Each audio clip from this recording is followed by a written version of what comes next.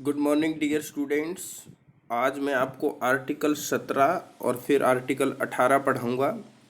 जैसे कि स्टूडेंट आप जानते हैं कि आर्टिकल 17 में अबोलिशन ऑफ अनटचेबिलिटी के बारे में बताया गया है। यानी अनटचेबिलिटी मीन्स अस्पृश्यता, यानी अस्पृश्यता के बारे में आर्टिकल 17 में बताया गया है। अब ये अस्पृश्यता होता क्या है? जैसे फॉर एग्जांपल मैं आपको एक बात समझाता हूँ।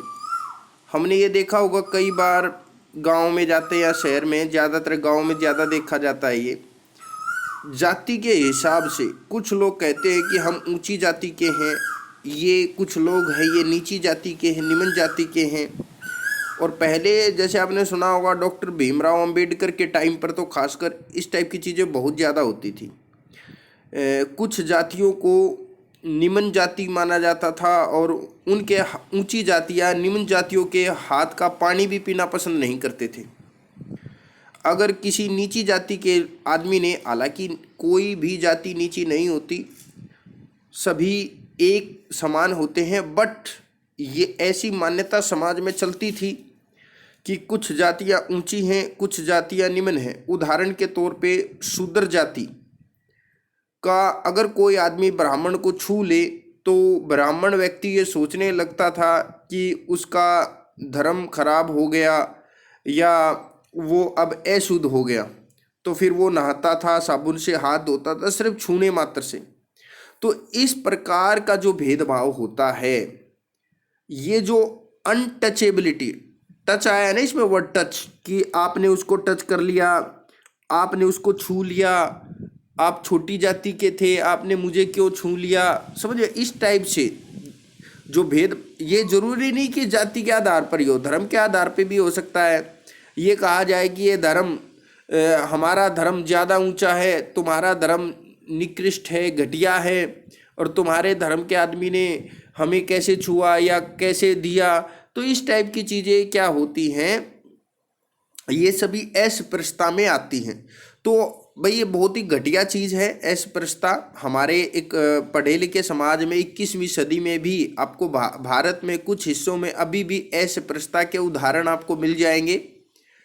अभी भी कुछ गांवों में कुछ लोग ऊंची नीची जातियों में विश्वास करते हैं। तो जैसे इस आर्टिकल को ऐसे याद रखो, ये बहुत ही खतरनाक चीज़ है अगर ऐसी चीज़ समाज में मिलती है। पहले ऐसा होता था और अगर ये समाज में अभी भी मिलता है तो ये बहुत खतरनाक है। ऐसे याद रखो आर्टिकल को, 17 मतलब खतरा, और ये बहुत खतरनाक बात आर्टिकल 17 में। ऐसे आपको आर्टिकल 17 हमेशा याद रहेगा। और याद रखना कि अस्पृश्यता का अंत करता है, इसका मतलब आर्टिकल 17 में खोलकर बताया गया है कि भाई किसी भारत में किसी भी व्यक्ति के साथ अस्पृश्यता यानी अटचेबिलिटी का व्यवहार नहीं किया जाएगा, यानी एबोलिशन किया जा रहा है, समाप्त किया जा रहा है। यानी भारत में हर टाइप की अस्पृश्यता को यहाँ पर अंत किया जा रहा है, यानी उसका एबोलिशन किया जा रहा है। यानी भारत में कोई भी किसी भी प्रकार की अस्पृश्यता को बर्दाश्त नहीं किया जाएगा। अगर कोई आदमी अभी संविधान में बताने के बावजूद भी अगर कोई अस्पृश्यता करता है, छुआछात, भाई तुमने मुझे क्यों छू लिया, इस आधार पे अगर कोई ऊंच नीच के आधार पे अगर कोई भेदभाव होता है तो ये अपराध माना जाएगा, उसको दंड दिया जाएगा कोर्ट के द्वारा। और एक बात याद रखना, इस आर्टिकल का कोई भी अपवाद नहीं है, बड़ी बात है। अदरवाइज मैंने जितने भी आर्टिकल आपको पढ़ाए हैं अभी तक, ज़्यादातर हर आर्टिकल के साथ मैंने आपको एक बात बोली है, हाँ भाई बात तो ये है देखो, पर इसका ये अपवाद है, ये एक्सेप्शनल केस है। भाई इस आर्टिकल का कोई भी एक्सेप्शनल केस नहीं है। एक और बात मैं बता दूं, हालांकि मैंने आपको बताया है कि भाई अस्पृश्यता क्या होती है, मैंने समझाया ना आपको, अस्पृश्यता ये होती है, अनटचेबिलिटी ये होती है, मैंने उदाहरण देकर बताया आपको। बट एक बहुत ही इम्पोर्टेंट बात ये होती है, जो संविधान में जो ये अस्पृश्यता वर्ड होता है ना, अनटचेबिलिटी जो वर्ड होता है ना, इसको संविधान में कहीं भी डिफाइन नहीं कर रखा, डेफिनेशन नहीं दे रखी भाई रियली में अस्पृश्यता होती क्या है। ऐसा बता कहीं नहीं रखा है, बट सीधा बस ये बता दिया गया है कि भाई अस्पृश्यता नहीं होगी। और एक टाइप से देखा जाए तो ये एक पॉइंट ये होगा, संविधान की कमी को संसद कानून बनाकर पूरा करता है। भाई वैसे देखा जाए तो आर्टिकल 17 में संविधान में अस्पृश्यता की डेफिनेशन बताई जानी चाहिए थी, ये बताया जाना चाहिए था कि अस्पृश्यता क्या होती है, बट संविधान में ये बताया नहीं गया। यानी संविधान निर्माताओं ने एक प्रकार से देखा जाए तो एक कमी छोड़ दी। पर जब संविधान में कोई कमी होती है तो उस कमी को कौन पूरा करता है? संसद कानून बनाकर उस कमी को क्या करता है? पूरा करता है। और फिर संसद ने ये किया भी। क्या किया संसद ने? देखिए संसद ने क्या किया। आर्टिकल 17 के आधार पर संसद में एक कानून बनाया गया, अनटचेबिलिटी एक्ट 1955, अस्पृश्यता अधिनियम 1955। यानी अनटचेबिलिटी पर यानी अस्पृश्यता पर 1955 में का कानून बनाया गया। और भैया इस कानून में क्या क्या होगा? खोल खोल के बताया गया होगा अस्पृश्यता होती क्या है। अगर कोई आदमी ऐसा करता है तो वो भी अस्पृश्यता मानी जाएगी, कोई आदमी ऐसा करता है तो ये भी अस्पृश्यता मानी जाएगी, और कोई आदमी अस्पृश्यता करता है तो उसको इतनी सजा मिलेगी, ये वो सारी बातें इसमें बताई गई होंगी। ठीक है, तो अनटचेबिलिटी एक्ट 1955 आपको याद रखना है। फिर क्या होता है, फिर आपको पता होगा, ये डेट आपको हमेशा याद रहती है, 1975 में इंदिरा गांधी ने आपातकाल लगाया था। तो और मैं बात कर रहा हूँ 1976 की। 1975 से 77 तक तो आपातकाल चलता है, और उसी आपातकाल के दौरान 1976 में एक कानून, इंदिरा गांधी उस टाइम पर भारत की प्राइम मिनिस्टर थी, तो 1976 में इंदिरा गांधी ने क्या किया, जो ये अस्पृश्यता अधिनियम 1955 था, इस अनटचेबिलिटी एक्ट 1955 था, उस कानून का क्या कर दिया गया, नाम बदल दिया गया। और नाम बदल के क्या रखा गया, protection of civil rights act 1955। ठीक है, यानी इस कानून का नाम ये रख दिया गया, नागरिक अधिकार संरक्षण अधिनियम। देखिए संरक्षण मीन्स यानी प्रोटेक्शन, नागरिक अधिकार यानी सिविल राइट्स, यानी जो भी सिविल राइट्स हैं आदमियों के, जैसे हम भारत के नागरिक हैं तो सिविलियन हैं हम यहाँ के भारत के, तो सिटीजन हैं हम, तो हमारे कुछ यहाँ पे राइट्स होंगे। जो एज ए सिटीजन जो हमारे राइट हैं इस कंट्री में, वो हमारे सिविल राइट्स हैं, और उन सिविल राइट्स के प्रोटेक्शन की बात यहाँ पर कही गई है। अरे भाई अनटचेबिलिटी की जो बात कही गई है, अगर मान लो किसी के साथ आप अस्पृश्यता का व्यवहार करते हो, मान लो किसी के साथ आप अनटचेबिलिटी का बिहेव करते हो, इसका मतलब क्या हुआ? इसका मतलब यही तो हुआ कि एज ए सिटीजन मेरे को जो राइट्स दिए गए हैं, उन राइट्स के अकॉर्डिंग तो मेरे साथ कोई भी भेदभाव होना नहीं चाहिए था, बट मेरे साथ अगर यहाँ पर भेदभाव किया जा रहा है तो यानी मेरे सिविल राइट्स को छीना जा रहा है। और इसी बिहाफ पर इस कानून का ये नाम रख दिया गया, प्रोटेक्शन ऑफ सिविल राइट्स 1955, नागरिक अधिकार संरक्षण अधिनियम 1976। ठीक है ना। तो अब आपको मतलब हालांकि कानून तो ये 1955 वाला ही बोला जाएगा, बट ये काम किया कब, के नाम कब चेंज किया गया? 1976 में। न्यायालय के अनुसार कोई व्यक्ति अगर तर्क से अस्पृश्यता को सही बताए तो यह भी अस्पृश्यता मानी जाएगी। इसका मतलब ये है डियर स्टूडेंट्स, जैसे कोई आदमी बहुत अपने आप को बोलने लगे, मैं बहुत समझदार हूँ, मैं बता देता हूँ ये जो अस्पृश्यता होती है ये ठीक है, रियली में कुछ जातियाँ ऊंची होती है, कुछ निम्न होती है, और मैं इसको प्रूफ के साथ साबित कर सकता हूँ। तो न्यायालय ने कहा कि भाई इस मामले में हम आपका कोई प्रूफ भी नहीं लेंगे, और अगर आप ये साबित करने की कोशिश कर रहे हो कुछ जातियाँ ऊंची हैं कुछ नीची हैं, इनडायरेक्ट वे में आप क्या कर रहे हो, आप सही मतलब आप भेदभाव ही कर रहे हो, एक प्रकार से आप अस्पृश्यता को ही बढ़ावा दे रहे हो, तो आपको भी अनटचेबिलिटी एक्ट के तहत आपको भी सजा दी जाएगी अगर आप इस टाइप के लॉजिक दोगे तो।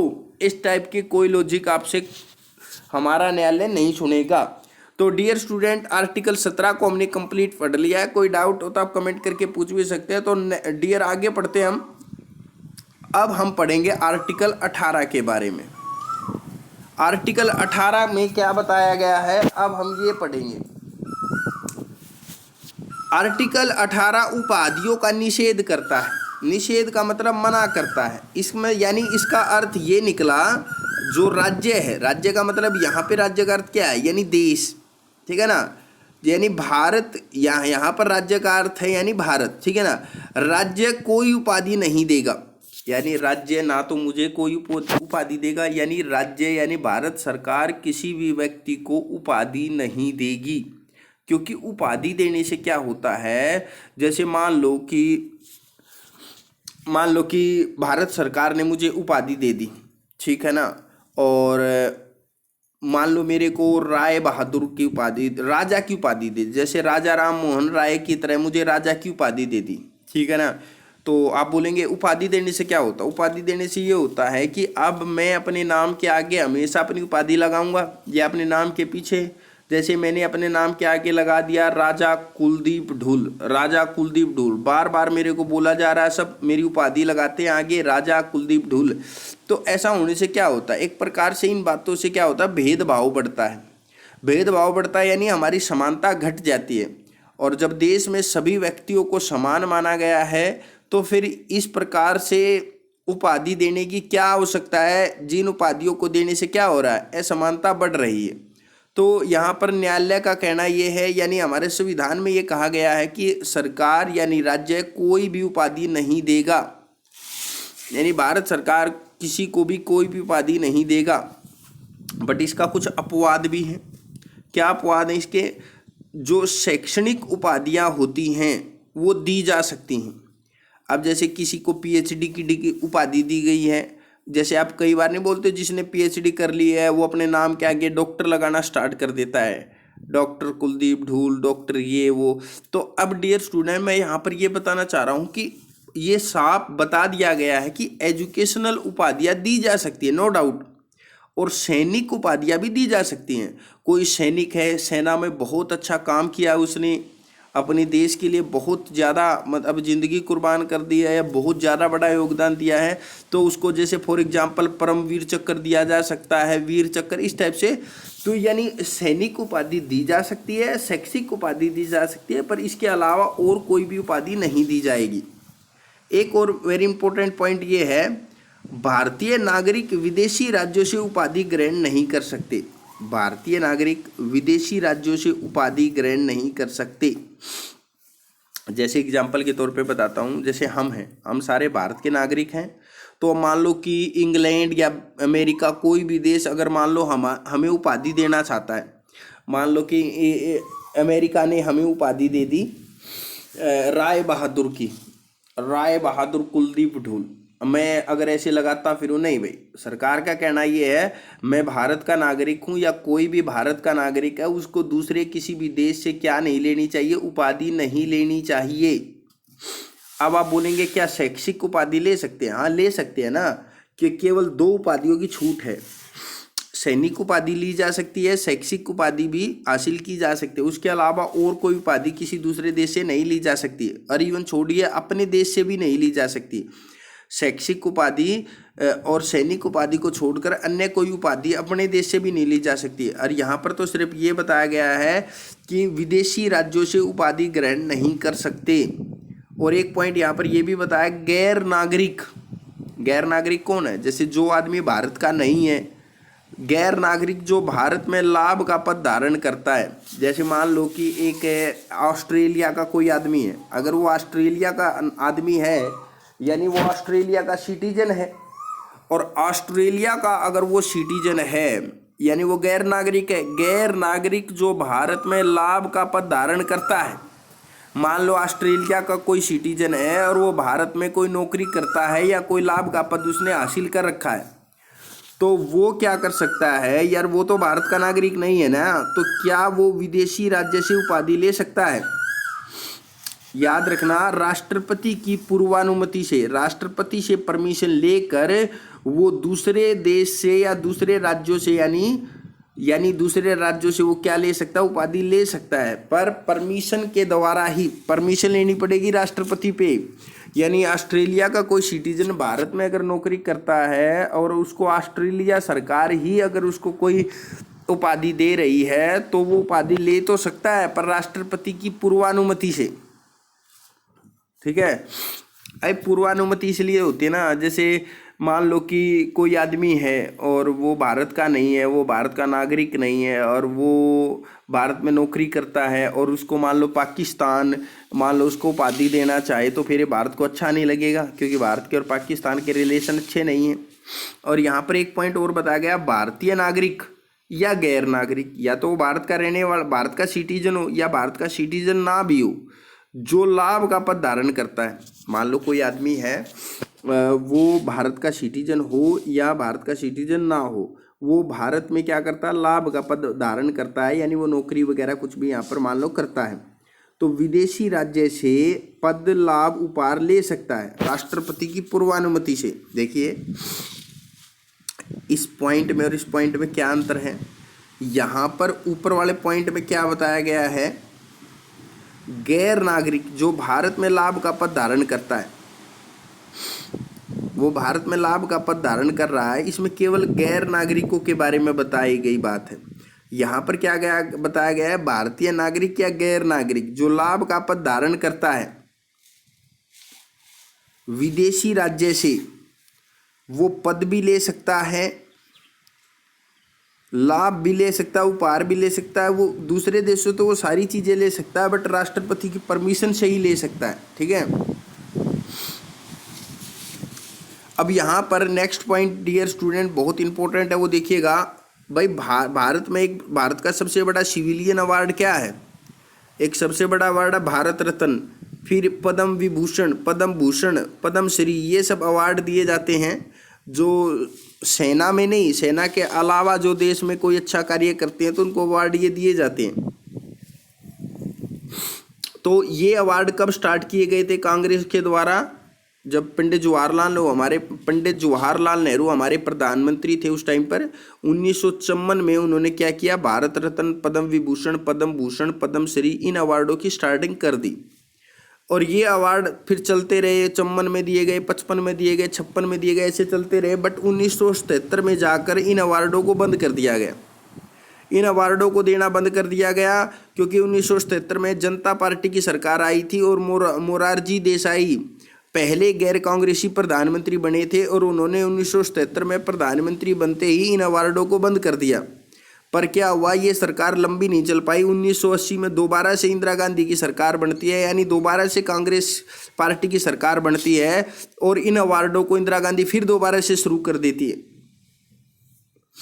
अब देखिए मामला यहाँ पर क्या खास बात है कि अवार्ड आप बोलेंगे जैसे किसी को भारत रत्न सरकार दे रही है, मान लो किसी को आदमी को, मान लो सचिन तेंदुलकर को या किसी को भी मान लो कि भारत सरकार ने उसको भारत रत्न या कोई भी इस प्रकार का अवार्ड उसको दे दिया, तो कई लोग उसमें आपत्ति दर्ज करने लग जाते हैं कि एक तरफ से तो भारत सरकार कहती है कि किसी को भी उपाधि नहीं देगी और फिर उसको अवार्ड दे रही है।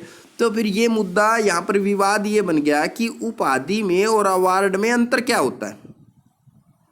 क्या उपाधि नहीं दी जा सकती तो क्या अवार्ड भी नहीं दिए जा सकते क्या? एक बात याद रखना है, ये केस था बालाजी राघवन नाम का कोई आदमी है, उसने भारत सरकार पे केस उनका चला था आपस में।